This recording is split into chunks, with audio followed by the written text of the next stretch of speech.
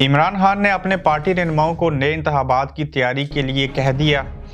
اگلا وزیر اعظم میں ہی ہوں گا، ایسا عمران خان صاحب نے اور اتنے اعتماد سے کیوں کہا، جبکہ ملکی معیشت کو ٹھیک کرنے کے لیے ابھی سے اپنی ٹیم کو کہا کہ آپ تیاری کر لیجئے۔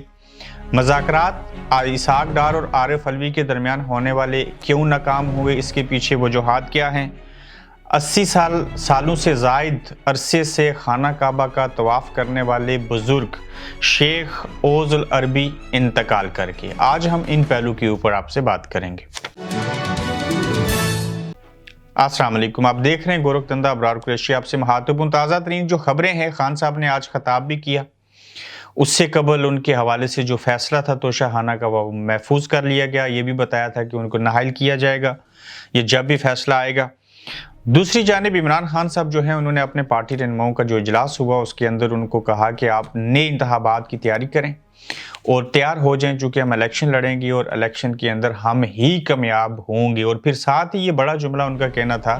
کہ میں ہی اگلا وزیر اعظم ہوں گا، یعنی کہ وہ اتنے پر اعتماد ہیں اور اتنے اعتماد کے ساتھ انہوں نے یہ بات کہی کہ جب بھی الیکشن ہوں گے ہم الیکشن جیتیں گے اور الیکشن کی تیاری کریں اور پھر میں ہی وزیر اعظم بنوں گا۔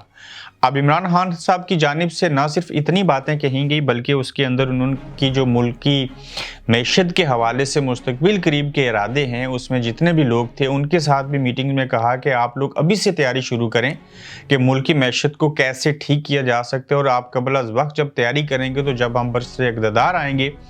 تو اس کے بعد ہماری تیاری مکمل ہوگی اور پھر ہم جلدی سے چیزوں کے اوپر قابو پا لیں گے۔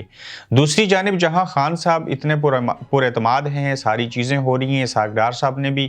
آج پریس کانفرنس کی اور اس پریس کانفرنس کے اندر یہ کہا کہ ہمارا ملک جو ہے وہ ڈیفالٹ نہیں ہوگا، یہ سابقہ حکومت جو تھی اس نے قرضے ادا نہیں کیے تھے، فلاں چیز ایسے نہیں ہوئی تھی، تو انہوں نے اپنا ایک موقف سامنے رکھا اور یہ ایک اچھی خبر دی کہ پاکستان ڈیفالٹ نہیں ہوگا، یعنی کہ بلیک لسٹ نہیں ہوگا۔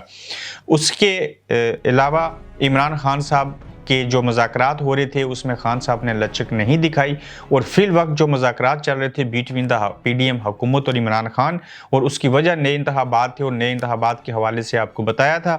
کہ جو پی ڈی ایم ہے وہ چاہتی ہے کہ خان صاحب کے ساتھ ہم یہ ڈیل کریں کہ آپ میاں صاحب کے کیس ختم ہونے کے اوپر نہ بولیں، ظاہر ہے عمران خان صاحب بولیں گے بھی لیکن اثر کوئی نہیں ہوگا، ہم آپ کے خلاف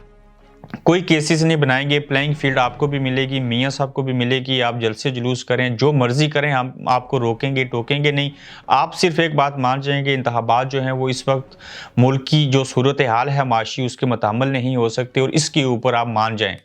یہ پیغام جو تھا وہ عارف علوی صاحب نے عمران خان صاحب کو پہنچایا تھا، اور یہ اسحاق ڈار صاحب نے نواز شریف اور سب لوگوں سے پی ڈی ایم سے مشاورت کر کے 5 ملاقاتوں میں عارف علوی سے ڈسکشن کی تھی، اور جس کے اوپر خان صاحب جب نہیں مانے تو آج آپ نے دیکھا کہ الیکشن کمیشن کے ذریعے ایک فیصلہ محفوظ کروایا گیا۔ یہ بھی ایک پریشر ڈیولپ کرنے کے لیے ہے، چونکہ وہ فیصلہ محفوظ جو ہوا ہے وہ کب سنایا جائے گا یہ انہوں نے تاریخ نہیں دی، اگر یہ سنایا جائے گا جس بھی تاریخ کو تو یہ میں نے آپ کو پہلے بھی بتایا تھا کہ وہ خان صاحب کو نااہل کریں گے، اور نااہل کر کے یہ ثابت کرنے کی کوشش کریں گے کہ شاید خان صاحب جو ہیں وہ لچک دکھائیں اور ہمارے ساتھ مذاکرات کر لیں، لیکن الٹا خان صاحب اپنے لوگوں کو کہہ رہے ہیں الیکشن کی تیاری کریں،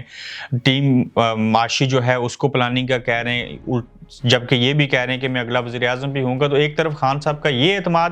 اور دوسری جانب مذاکرات جو تھے عارف علوی اور اسحاق ڈار صاحب کے درمیان ناکام ہو گئے، اور اس ناکامی کے بعد چونکہ اب جو وزیر اعظم صاحب ہیں انہوں نے بھی کہا کہ الیکشن اپنے وقت کے اوپر ہوں گے، شہباز شریف صاحب نے فی الوقت جو مذاکرات تھے وہ ناکام ہو چکے اور خان صاحب کی طرف سے لچک نہیں دکھائے گی۔ اب دیکھنا یہ ہوگا کہ جب سے فیصلہ محفوظ ہے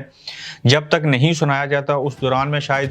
دوبارہ سے ان مذاکرات کا آغاز ہو، اور اگر دوبارہ سے مذاکرات کا آغاز ہوتا ہے تو اس میں کس طرح کی شرطیں رکھی جائیں گی، اور کیا خان صاحب کو نااہل نہیں کیا جائے گا، کیا خان صاحب نااہل ہونے کے لیے بھی قربان ہونا چاہتے ہیں، اس بات کے لیے بھی وہ تیار ہیں یا نہیں، تو اس طرح کی ساری صورتحال ہے، اور لگتا یہ ہے کہ مذاکرات کے اندر خان صاحب بھی لچک نہیں دکھائیں گے، اور یہ اسمبلیاں توڑنے کا آپشن خان صاحب کے پاس موجود ہے، اور دوسری جانب حکومت یعنی کہ وزیر اعظم کہتے ہیں کہ مذاکرات کی ناکامی کی صورت میں ہم جو ہیں وہ الیکشن بعد میں ہی کروائیں گے۔ تو اب خان خان صاحب کے پاس آخری جو پتہ بچا ہے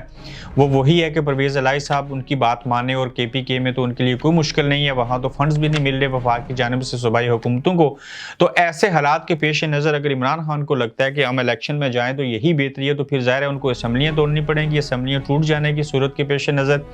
کیا صرف 2 صوبوں میں انتخابات ہوں گے، یا حکومت اس نیج پہ آ جائے گی وفاقی حکومت کے ہم